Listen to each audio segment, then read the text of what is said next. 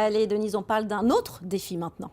Oui, ce sont 3 jeunes niçois qui n'avaient pour expérience que quelques bivouacs dans le Mercantour et ils ont pris le virus, ils ont voulu faire une grande expédition, ils ont tout simplement lancé dans la traversée du plus grand désert de glace d'Europe du Nord, on ne compte pas la Russie.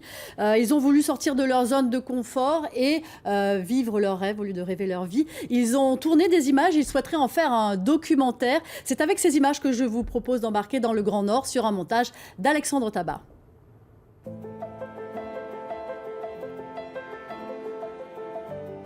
C'est vraiment un désert. C'est-à-dire qu'il n'y a rien. Même avant de partir, on ne savait même pas trop ce qu'on allait trouver. Hein. On ne savait pas si on allait tenir. C'était un peu le défi. Je pense que jusqu'à maintenant, c'est peut-être la plus belle expérience que j'ai eue dans ma vie. La traversée du Sarek, au nord de la Suède, en totale autonomie. C'est ce que viennent de réaliser 3 jeunes Niçois.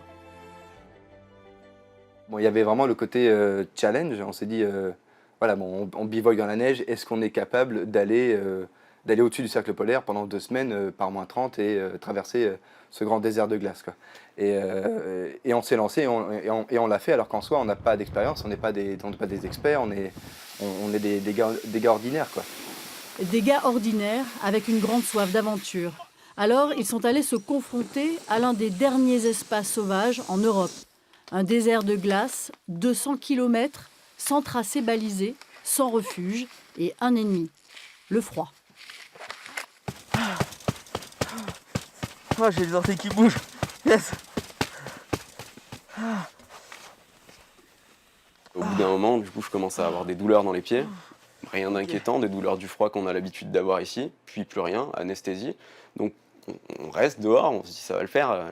Anesthésie, tant mieux, je sens plus rien. Et au bout de 30-40 minutes d'anesthésie, là, c'est devenu l'enfer. Waouh.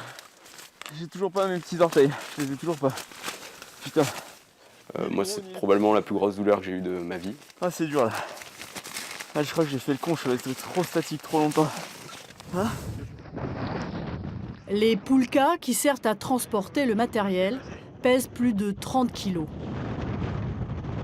Il y a aussi les rafales de vent qu'il faut affronter pour avancer.